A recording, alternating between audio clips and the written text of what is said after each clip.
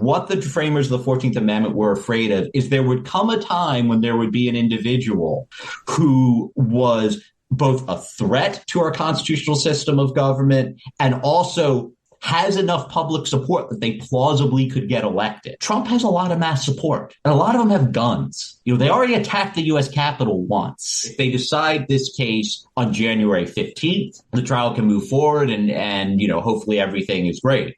If they decide to sit on this case for weeks or months, that's a problem. I would not count on the judge fairy to show up and sprinkle magical pixie dust all over the United States, and then the United States is saved from fascism.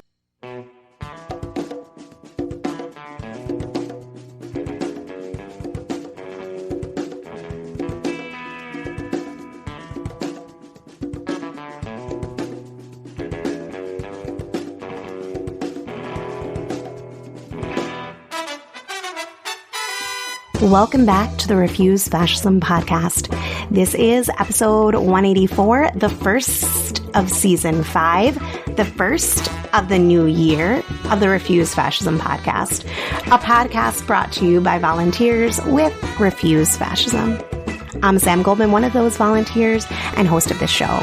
Refuse Fascism exposes, analyzes, and stands against the very real danger and threat of fascism coming to power in the United States.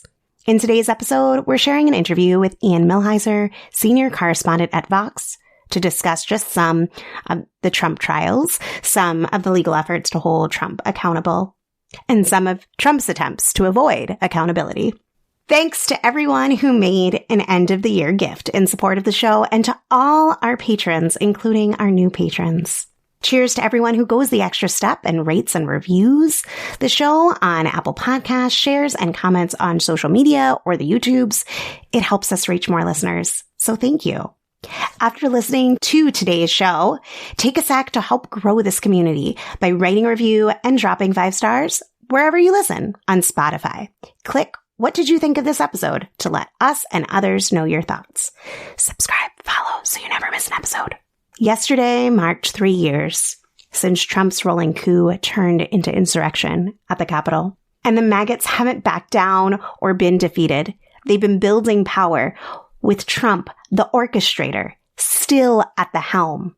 And they are honing their strategies, creating blueprints for consolidation, and are poised, not destined, to retake the White House with all the bloody vengeance that entails.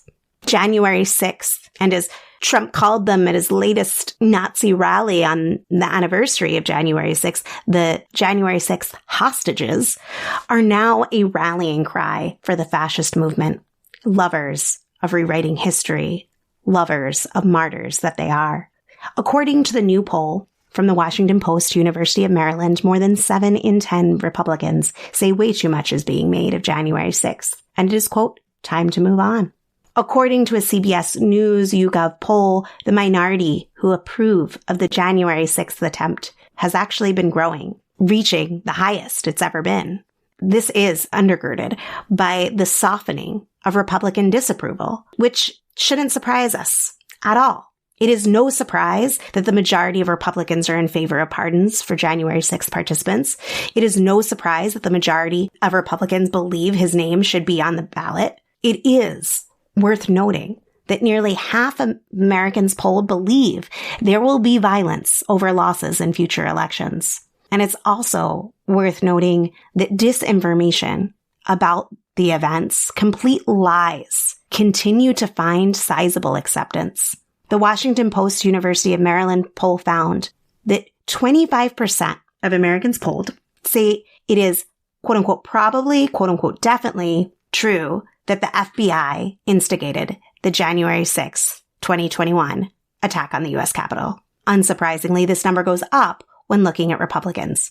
34% say the FBI organized and encouraged the insurrection. Here is Paul Street, editorial board member for refusefascism.org, with his reflections on this 3rd anniversary. Hello there, this is Paul Street. This is the Paul Street Report. It is January 6th, haunting day, 3-year anniversary of Donald Trump's January 6th 2021 putsch attempt. That attempted coup, my friends, coup, was unsurprising to those of us who understood from the start that the deranged Trump presidency and base were fascist and therefore ready to trash previously normative bourgeois electoral democracy and rule of law. This was the outcome of something that was very consistent with what Refuse Fascism had been saying all along. Like Charlottesville, like his responses to the pandemic and the George Floyd rebellion, Trump's January 6th Capitol insurrection was the Trump and Trumpism that Refuse Fascism had been warning Americans and the world about for 4 years, telling people to take to the streets and the public squares to remove the orange menace before it banged more nails into the coffin of American democracy, such as it was. But all's well that ends well, right? Joe Biden's election proves that Refuse Fascism was engaged in boy who cried wolf alarmism far beyond the actual menace, right? The normal bourgeois democratic, constitutional, legal, and electoral constraints have held, along with the common democratic decency of we the people. Yes? Know any other good jokes? 3 years later, the orange malignancy is far and away the Republican Party's presidential nominee. He has tens of millions of Americans believing that the 2020 election was stolen, something that was disproven in more than 60 court cases. A third of the nation's Republicans say that political violence is justified to save the country, meaning to enforce traditional social hierarchy. Herr Trump has used the threat of political and physical retribution from his deranged base to eliminate opposition to neo-fascism within his own party. All 10 of the U.S. House Republicans who properly voted for his impeachment after January 6th have been run out of the party, or at least out of effective political power, by the Trump movement. The current House Speaker is a Trumpist, Christian, fascist election denier who doesn't really like the separation of church and state. Trump is polling considerably ahead of the unpopular warmonger and ecocidal corporatist genocide Joe Biden. Trump is polling ahead of Biden in the 7 swing states that absurdly determine U.S. presidential election outcomes under the archaic democracy-flunking U.S. Electoral College system. Biden's big January 6th speech yesterday calling out Trump as a threat to democracy has fallen on deaf ears. Americans are busy trying to keep up with inflation and Biden's record of serving the wealthy few in defiance of the popular majority while investing vast U.S. resources in bloody wars, including a racist genocide in Gaza, renders transparently inauthentic his rhetoric about how the United States is the greatest nation and democracy in the history of the world. Trump is running for the presidency this time, not just with Steve Bannon and a few arch-reactionary plutocrats whispering in his ear as in 2016, but now this time with an armada of Republican policy institutions in his fold. The Heritage Foundation and other fascism mainstreaming partners like the Conservative Partnership Institute and the Center for Renewing America have worked up Project 25, a giant detailed agenda for the full Christian white nationalist authoritarian takeover and makeover of the federal government. Herr Trump, and when I say Herr, I'm spelling it H-E-R-R, as in German. Trump will make loyalty to him the top criteria for holding positions in the vast U.S. executive branch, from the top cabinet positions all the way down through the mid-level, formerly civil service positions. Trump is making little effort to hide his fascist sentiments and agenda this time. He's openly channeling Hitler in public, making neo-Nazi statements that get a deplorable pass from his own party, including his top contenders for the Republican nomination. Trump's 2024 campaign rallies open with singing by a chorus of incarcerated January 6th rioters, people he calls patriots, and who he promises to pardon when he returns to power. Trump now advocates the extrajudicial execution of suspected shoplifters. His campaign pledges to build giant concentration camps for so-called illegal migrants, and asylum seekers. He says his former Joint Chiefs of Staff chair should have been executed for reassuring China that the U.S. would not start a nuclear war after January 6th. Trump promises to invade Mexico and says he wants to be a dictator for one day, whatever the hell that means, because he says, I want to build the wall and drill, meaning just take off all obstacles to the unlimited greenhouse gassing of the planet. Trump vows to eliminate his political enemies, who he calls vermin. Yes, vermin, using the Nazis' language, for those that the Third Reich wished to exterminate, and in many cases did. Trump says he will suppress independent media and deploy the military in American streets to quash protests. He tells the people who attend his hate rallies that he will be their retribution, their revenge, their vengeance. He says he wants to deport socialists, Marxists, and communists, including those born within the United States. He says he wants to get rid of birthright citizenship, a critical linchpin aspect of the 14th Amendment. And now we have Trump openly channeling Hitler's deranged autobiography, Mein Kampf, by claiming that non-white immigrants are spoiling white American pedigree and stock, that they are, quote, poisoning the blood of our country. That's just straight-up eugenicist Hitlerism. Also straight out of the Nazi playbook is Trump's palingenetic nationalist, stabbed-in-the-back rhetoric, claiming that the biggest threat to the greatness of America comes, quote, from within. So Trump says now, our biggest dangers aren't outside the country, they're internal to the country. And by this he means the supposedly radical left, in fact, capitalist imperialist Democrats. Meanwhile, the federal judiciary, from the Supremes on down, is stocked with Christian fascist Trump appointees. The 2024 Senate election lineup favors Republic-fascist takeover of the upper legislative chamber. 20-plus red, that is, Trumpist states make revanchist policy in abject defiance of majority national opinion on numerous key policy matters, including, of course, abortion rights, gun safety, voting rights, and the right of children and young adults to receive proper schooling about the history of their country. The Republic-fascist majority in the U.S. House has just collaborated with bipartisan Zionists to force the resignation of two presidents of elite ruling-class Ivy League universities, UPenn and Harvard. But surely all the criminal prosecutions against him will undo Trump's bid for a dictatorship, right? Yay, rule of law. Prosecutors will save us, and judges. Not so fast. The Senate could and should have kept the orange fascist maniac off the 2024 ballot by voting to convict him after the U.S. House impeached him for inciting the January 6th Capitol riot. But the badly malapportioned and right-tilted Senate failed to do that, thanks in no small part to its Republican members' fear, both electoral and physical, of the fascist Trump base. We know that numerous Republican senators were concerned about their own and their families' physical safety when it came to that vote in early 2021.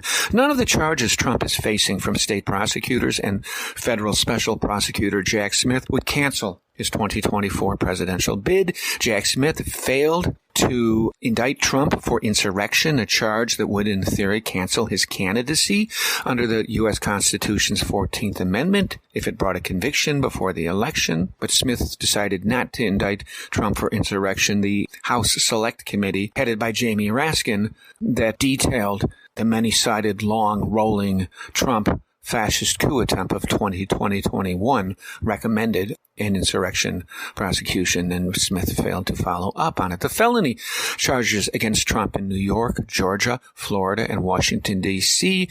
have, along with lawsuits against him in New York City, been a boon to Trump's campaign. They are fundraising gold for him. They feed his core narrative, claiming that he is being selectively prosecuted and persecuted by a radical left deep state that is trying to derail democracy. The federal classified documents verdict and perhaps trial in Florida is being effectively delayed until after the 2024 election by a corrupt demented Trump-appointed judge Eileen Cannon. The Georgia election interference case will not yield a verdict until after the election, and the same likely goes for the New York campaign finance case. The Trump-created Christian fascist Supreme Court may well seriously cripple Jack Smith's election interference prosecution of Trump if and when Trump regains power. He and his neo-fascist party will quickly proceed to turn the United States into a new Hungary, or very possibly something much worse. And then the federal cases against him will vanish.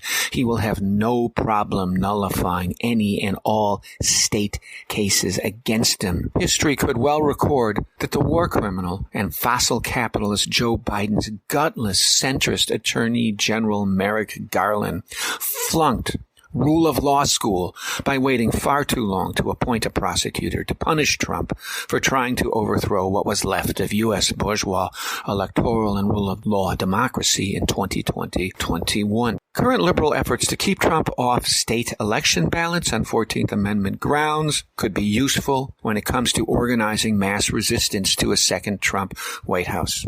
But the bans require U.S. Supreme Court approval to be enforced, and such approval seems highly unlikely, to say the least. It is now fairly common to hear Trump accurately, if belatedly, decried and described as a fascist. The F word actually being used in certain wings of U.S. mainstream media. It's kind of hard, I suppose, to avoid the association when Trump's calling his enemies vermin and channeling Hitler's blood and soil and stabbed in the back rhetoric. But all Joy Reid, Morning Joe, Rachel Maddow, Michelle Goldberg at the New York Times, The Atlantic, Lawrence Tribe, the famous retired Harvard law professor, Tribe's student and impeachment floor leader Jamie Raskin, and indeed Joe Biden, and the rest of the liberal class, so-called, really all they really have to offer in terms of what is to be done about the fascist menace is just to double down on the same old failing bourgeois democracy,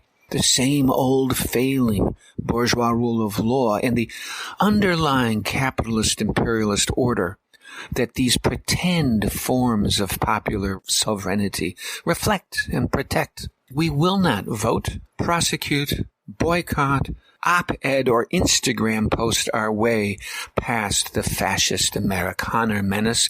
It will take a remarkable new people's movement beneath and beyond all of that, not only to beat back fascism in the immediate sense, but to confront and undo the underlying oppression and exploitation systems and the social and political conditions that give rise to fascism in the first place.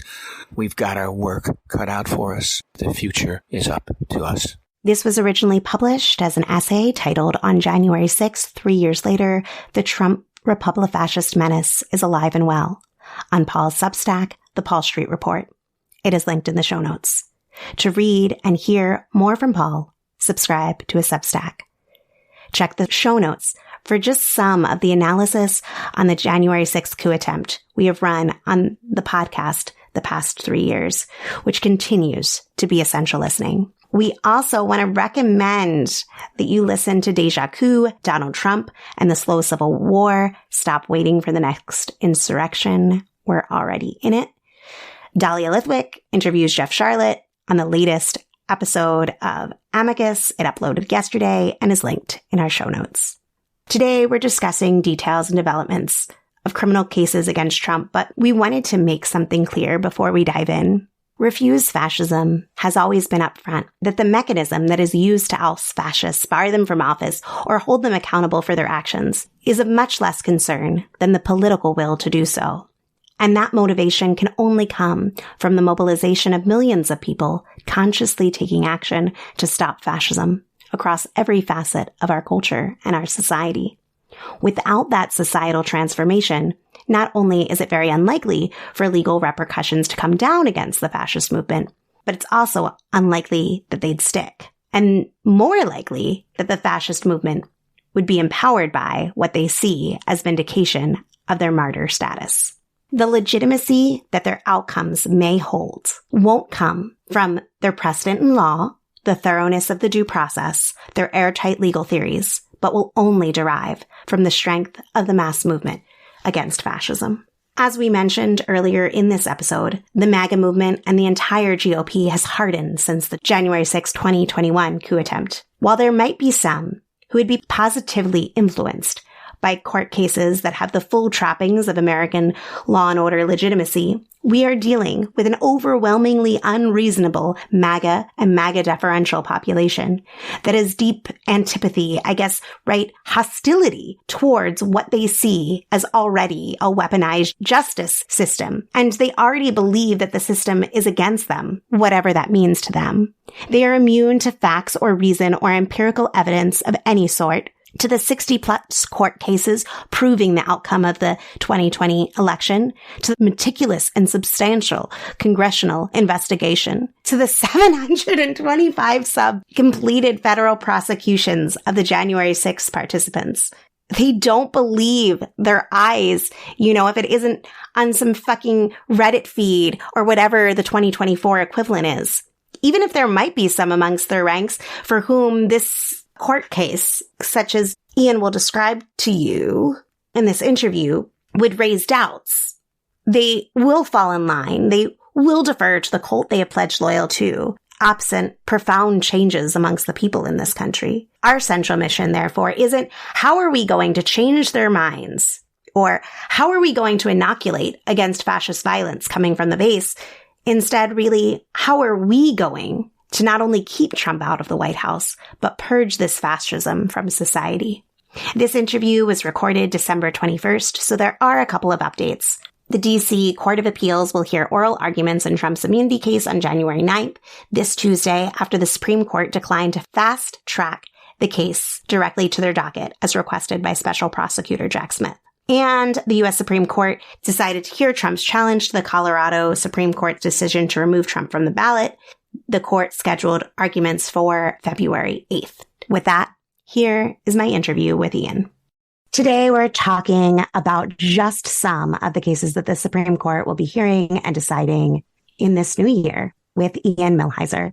Ian is a senior correspondent at Fox, where he focuses on the Supreme Court, the Constitution, and the decline of liberal democracy in the United States. He received a JD from Duke University and is the author of 2 books on the Supreme Court. Welcome, Ian. Thanks for coming on. It's good to be here. Thanks so much. So, Ian, there are 2 cases, as I understand it, before the Supreme Court regarding Trump's insurrection, alongside a slew of pertinent legal developments in lower courts. So I was hoping that we could start with United States versus Trump. Yeah. In this case, my understanding, again, is that we're seeing the Supreme Court weigh in on whether the president can get away with even insurrection by dint of just being president. Can you tell us a little bit more about the case? First of all, I'd say this is probably going to be the first of many cases called US v. Trump, or maybe Trump v. US, that are going to have to be heard by the Supreme Court in the next several months. There has never been a former president prosecuted for a crime before. While I don't think that Trump deserves special treatment because he used to be an important person, that does raise legal questions that have never been resolved before. And when you have big, important legal questions that have never been resolved before, the body that ultimately has to resolve them is the Supreme Court of the United States. So you're going to have lots of issues coming up as these criminal trials move forward. The issue that has come up now is one that, frankly, I think is a little frivolous, and I would be surprised even if this very conservative Supreme Court latches on to what Trump is selling here.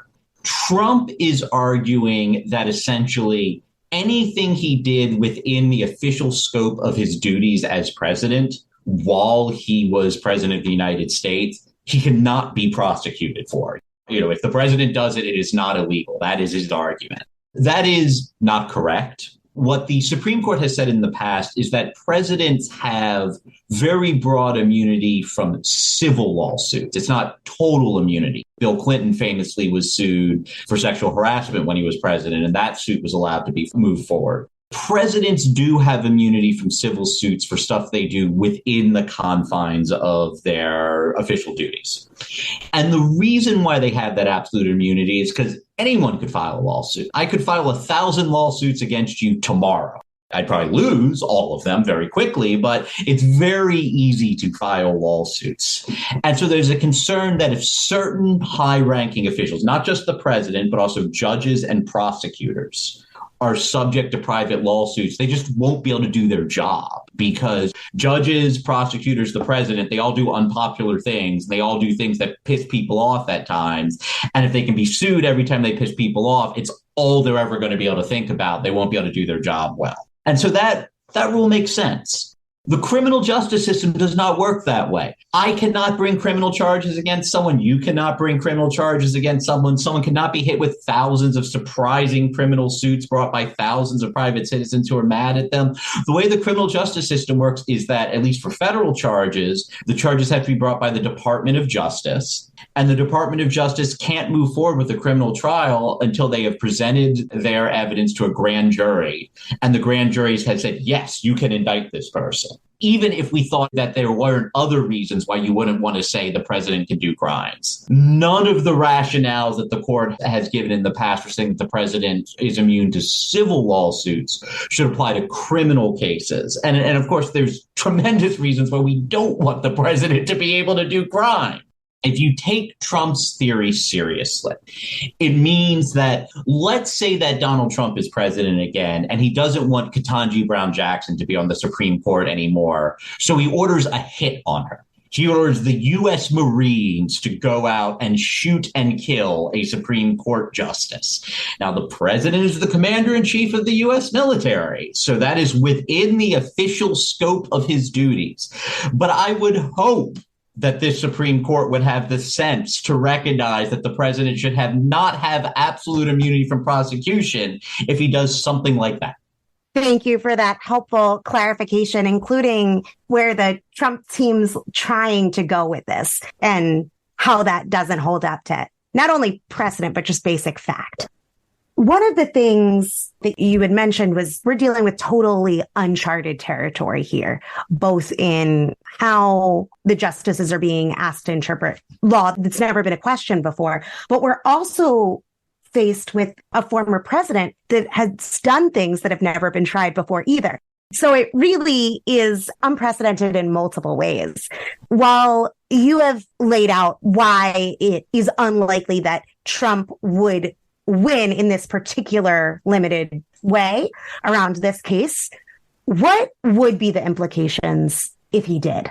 The implications would be horrifying if he wins on this immunity. I mean, he does have a second argument, which is also frivolous, that because he was impeached and only 57 senators voted to convict him, which can lead to his disqualification, and not the supermajority. You need 67 senators in order for a successful impeachment. He does argue that the double jeopardy clause precludes that. If they buy the double jeopardy argument, I don't think they will. It is also a bad argument. That wouldn't have too many implications because it would only arise for people who had previously been impeached. It's not a criminal case. Some of the rules governing double jeopardy are complicated. The general rule is that you can't be put in criminal jeopardy for the same set of acts twice. So you can't be threatened with criminal fines twice. You can't be threatened with being thrown in jail twice.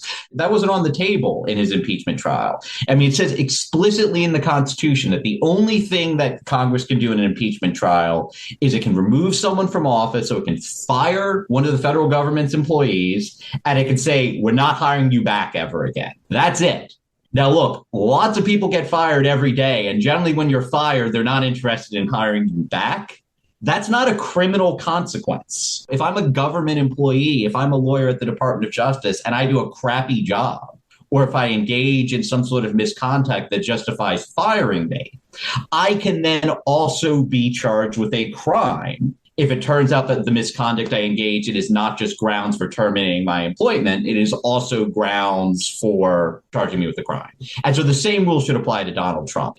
The fact that the United States Senate had a proceeding to determine whether we're going to disqualify this guy from ever being hired by us as an employer again does not mean that he can't then, under the double jeopardy clause, be charged with a crime. That argument is no good.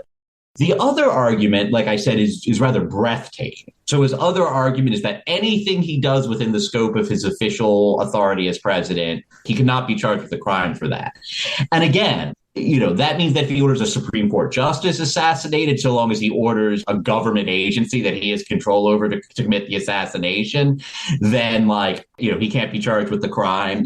That means that if he orders the military to just march into New York City and start shooting people, he can't be charged with the crime. I mean, what idiot would think that that's what the Constitution says? And it certainly is not how the Constitution has been interpreted in the past, because the kind of immunity that applies to the president is not unique to the president. It also applies to judges. It applies to prosecutors. They also have this immunity from civil suits that I discussed before. And it is well established that if a judge or a prosecutor commits a crime in the course of their official conduct, they can be prosecuted. I mean, there are precedents for it. Alcee Hastings was a judge who was charged with bribery. He was impeached and he was actually convicted, removed from office, and then he was charged with a crime. He actually was acquitted, but he was prosecuted for conduct that he could not be sued for because it was conduct he engaged in with the judge. The kind of immunity that the president enjoys is identical to the kind of immunity enjoyed by Alcee Hastings and other judges, and is identical to the kind of immunity enjoyed by prosecutors. I don't think even this Supreme Court is so reckless that they are going to say that the president of the United States can do crimes. I was wondering, with all these cases kind of in limbo until something gets decided, what is the timeline that we're looking at with this particular case? This particular case, it could potentially be very quick. What happened here is that Trump made this claim that he's immune from being prosecuted. I don't even think he did it because he intends to win. I think his lawyers probably made this claim because it allows them to delay the trial. The way that the rules work is that when there is a case that is before a trial judge and then some issue is appealed, often the trial court temporarily loses jurisdiction over the case while the appeals court is figuring it out. By bringing this frivolous claim that he is immune to prosecution, the trial judge said, no, you're not immune for prosecution. What the hell's wrong with you? And then he appealed it. And so the case is sitting before what's called the United States Court of Appeals for the D.C. Circuit, an intermediate level appeals court below the Supreme Court, above the trial court. And it could potentially sit there for a very long time. And so long as it is sitting there in an appeals court, the trial judge can't move forward. The criminal trial can't happen. Jack Smith, the senior prosecutor, went to the Supreme Court and said, look, can we just bypass the appeals court? Can you, Supreme Court, take this up very quickly? This isn't a serious argument. Let's just get it off the table so we can move forward with this trial. And I mean, we could find out literally any minute now if the court's going to take it. I think they will, how fast they're going to take it. And the big thing I'm looking for in that order is how fast they want this case to move. Are they going to schedule oral arguments immediately after Christmas? Are they going to schedule them, sometime in January? Or will they sit on the case? If they sit on the case, it means that, again, the trial can't move forward. The primary issue in this case, again, I cannot imagine that this Supreme Court is reckless enough to say that the president of the United States is allowed to do whatever crimes he wants, so long as he uses his official powers to do it. I do think, though, that a lot hinges on if they decide this case on January 15th, the trial can move forward and hopefully everything is great. If they decide to sit on this case for weeks or months, that's a problem. Even if they do hear it, they won't make a decision right away, right? That's up to them. They make the rules. They have as much time as they want, and they get to decide whenever. Often in these really politically contentious cases involving the nature of the presidency or who will be president, some of the Nixon cases were decided very, very quickly, dealing with whether or not prosecutors could get access to Nixon's tapes of his recordings when he was in the White House. That was decided very quickly. Bush v. Gore was decided very, very quickly. When the court deems something to be important enough, they can hit the gas. But again, it matters whether they deem it to be important enough. There's basically three possible outcomes in this case. There's the insane outcome, where they say the president can do crimes. There's the best outcome for the prosecution, where they just very quickly say, no, the president cannot do crimes, and then we can move on. And then the third outcome is that they eventually get around to saying that the president can't do crimes, but they move very, very slowly. And that winds up delaying the trial date. Let's move on to Fisher v. United States regarding the charges of impeding a government proceeding. What is this case about, and how could it affect Trump? So this one of the federal criminal statutes that Donald Trump is charged under, 18 U.S.C. 1512C for people who are counting. This is the statute that makes it a crime to obstruct an official proceeding. Jack Smith's theory is that the January 6th proceeding where Joe Biden was certified as the winner of the 2020 presidential election, that's an official proceeding. And so if you send a mob to try to disrupt it, that is a criminal act. And this Fisher case does not involve Trump. This just involves a rando January 6th rioter, and not even a particularly important one. I mean, his brief... I think he's an oath keeper, maybe. Yeah, I mean, he's not an oath keeper leader, but he's just an oath keeper. I don't really even know, which weird Trump ideological... He's just one of the 300 that was charged with he's just one of them. And, his brief claims that he essentially wandered into the Capitol and then wandered out a few minutes later. While he was there, he didn't assault any police officers or steal anything from Nancy Pelosi's office or, do the other stuff that other rioters did. He claims to be one of the least bad of the people who invaded the Capitol on that day.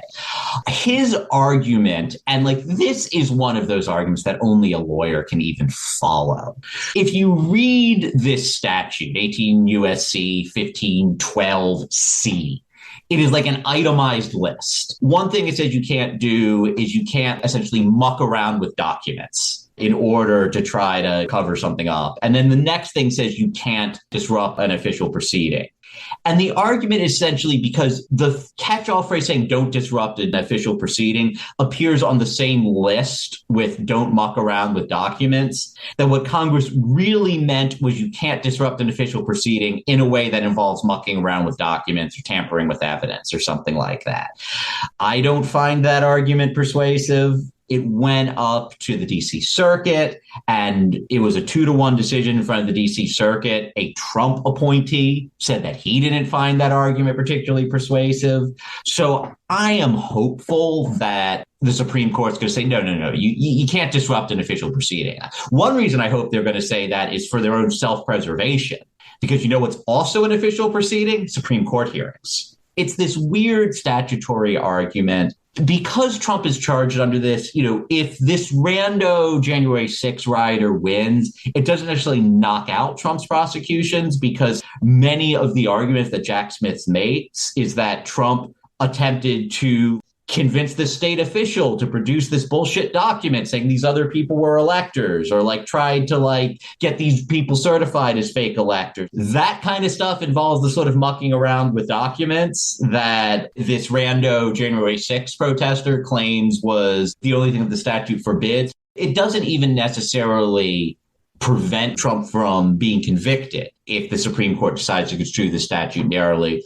What I do worry about is that if the court waits until June to decide this case, Judge Chutkan, the judge hearing Trump's criminal trial, may just not want through that trial until she knows how the Supreme Court's going to interpret the statute. Because you don't want a situation where you run a whole trial, he's convicted, and then the conviction's cast into doubt because the Supreme Court rewrites one of the statutes.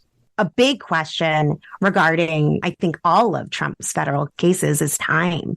In particular, what happens if they are still dragging on after an election? What happens to them? Do they just disappear? Does that seem likely? Could he simply have the charges dropped if he were able to regain power? Time-wise, it seems totally within the realm of possibility that the biggest crimes he's charged with don't get resolved through the courts before then.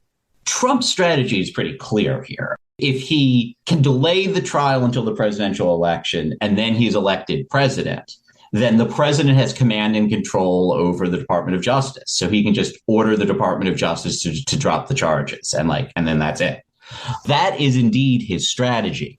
There's also another deadline here, and one that I hope that in particular the Republican justices will care about, which is the American people have a right to know whether or not one of the major party presidential candidates is, a convicted felon.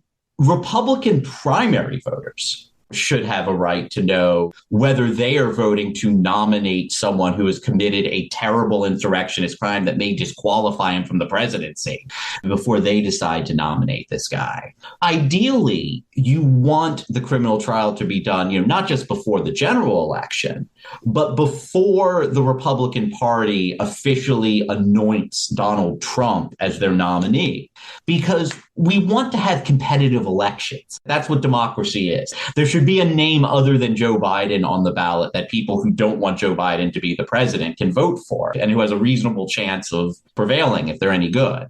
I would hope that through some combination of respect for democracy, that they will decide to hit the gas on this thing. Just looking at this from a cynical partisan perspective, if you are Brett Kavanaugh, you don't want Joe Biden to be reelected. You want a Republican to be in the White House next year.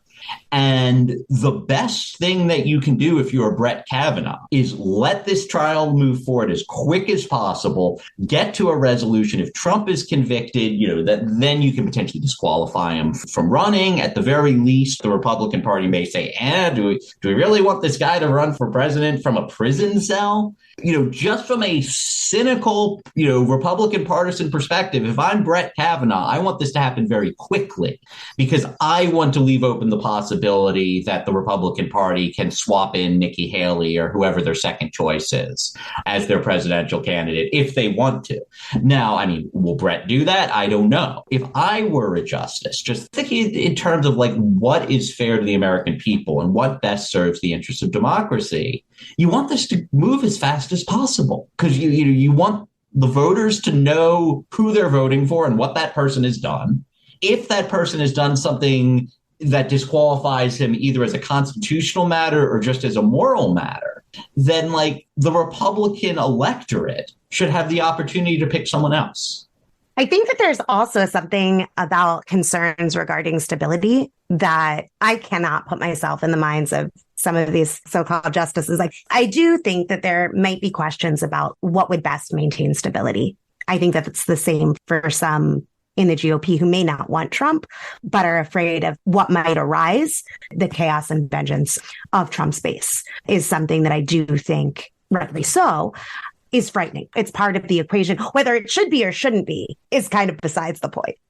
I wanted to get your read on Colorado. Yeah. Their Supreme Court said, yes, Trump did that insurrection and disqualified him from being on their ballot. This is obviously not going to stay where it is. Did it already get appealed?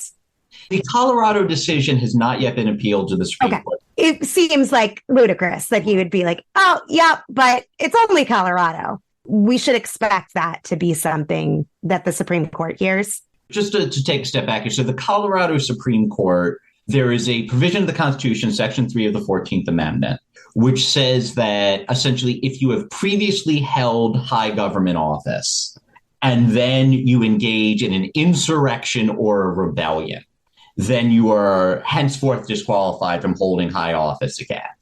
And the argument here is very straightforward, that the January 6th attack on the Capitol was an insurrection and that Trump incited that insurrection through months of claiming the election was stolen, claiming even before the election happened that if he lost, it could only be because it was stolen, often using sometimes very thinly veiled, sometimes not even veiled at all rhetoric, encouraging his supporters to engage in violent acts in order to overturn the election, telling them to march on the Capitol on January 6th, and telling them specifically Vice President Mike Pence, who plays a purely ceremonial role, but for some reason MAGA types latched onto this ceremonial role, tell them that they should specifically target Mike Pence, because Mike Pence is the guy that they claimed could prevent Biden's victory from being certified. And so the claim is just that counts as an insurrection.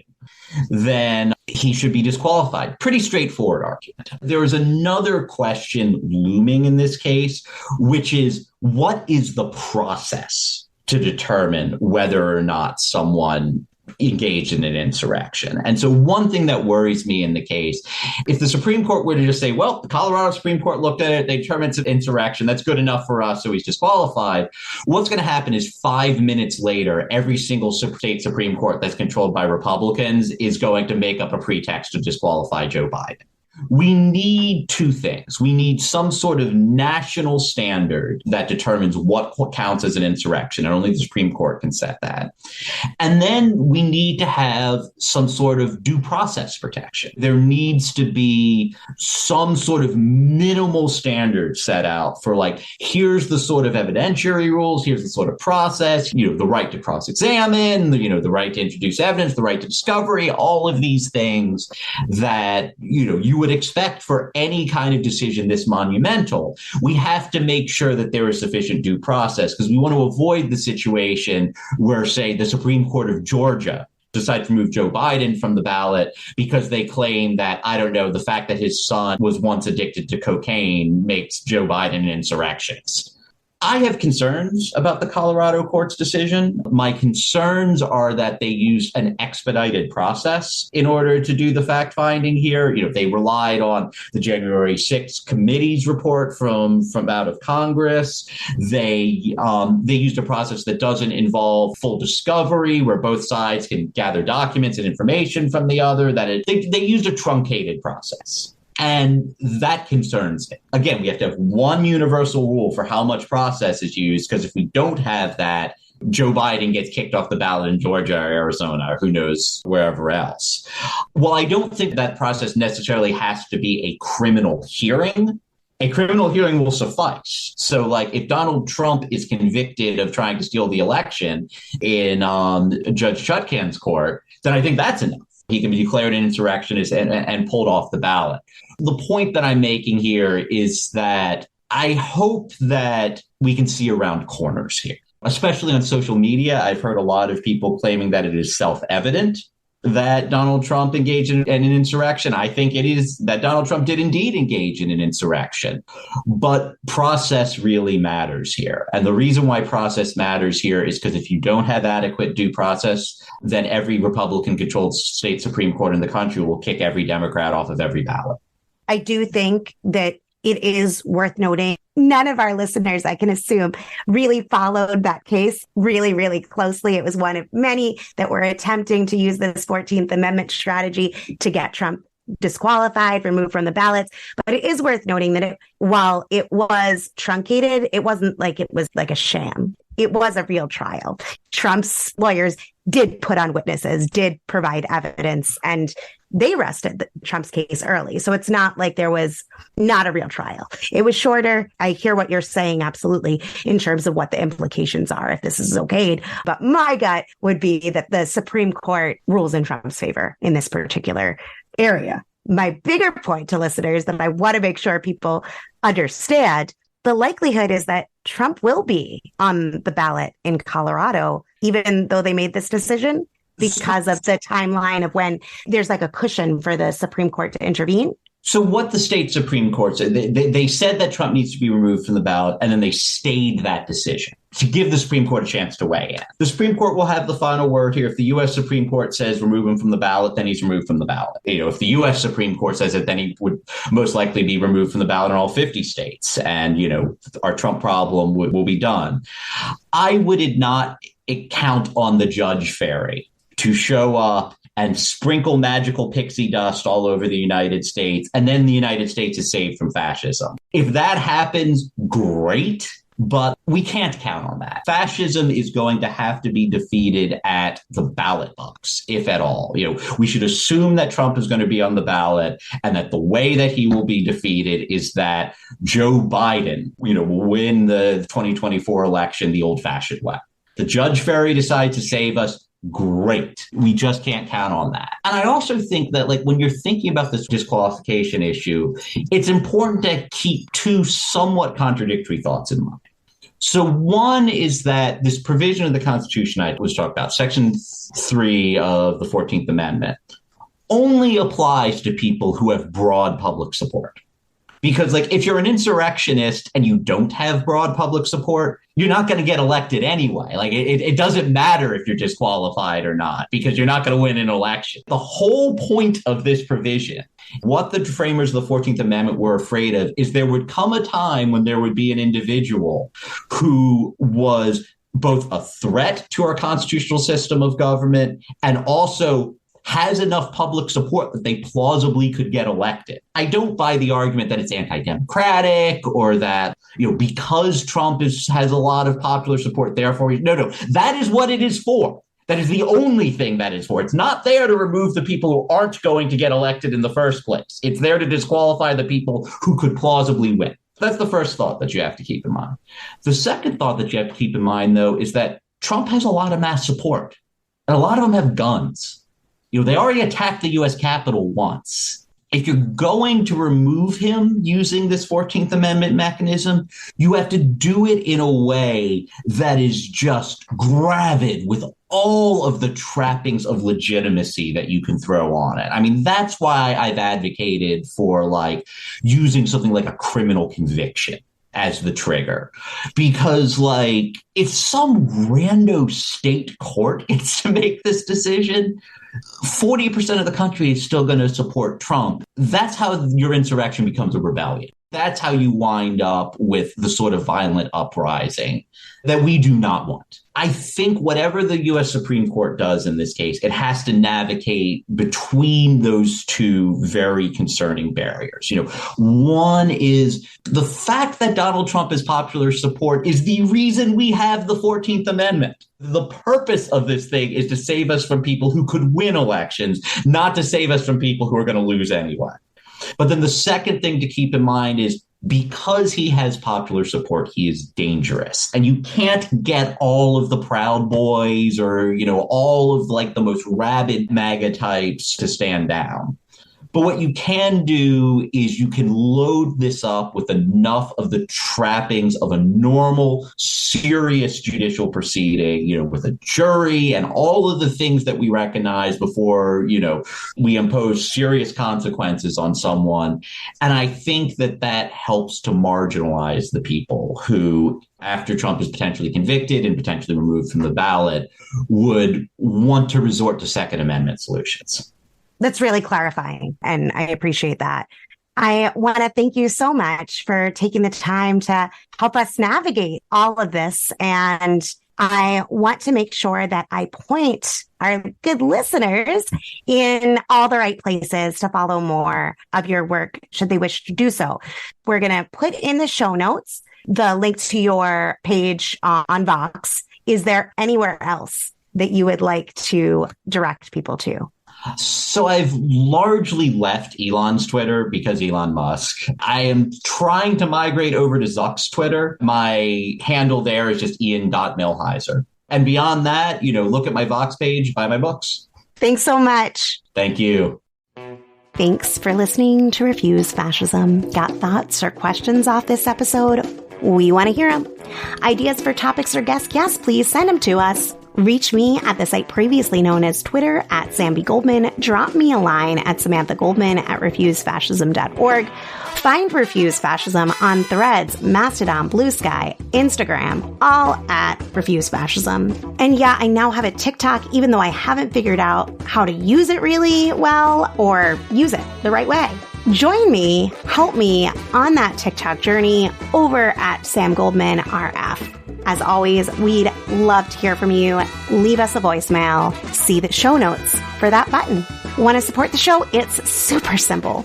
Show us some love by rating and reviewing on Apple Podcasts or your listening platform of choice. And of course, follow, subscribe so you never miss an episode. Become a patron to support our pod and content creation to help people understand and act to stop the fascist threat. We have no sponsors and count on you. Whether you can give $2 a month or $20 a month, it all makes a difference in producing and promoting this independent, all-volunteer weekly podcast. Give today at patreon.com/refusefascism or visit refusefascism.org and hit the donate button. Just select recurring donation if you want to make it monthly. Thank you all for your support. And thanks to Paul Street, Richie Marini, Lena Thorne, and Mark Tinkelman for helping produce this episode. Thanks to incredible volunteers, we have transcripts available for each show. So be sure to visit refusefascism.org and sign up to get them in your inbox. Until next Sunday, in the name of humanity, we refuse to accept a fascist America.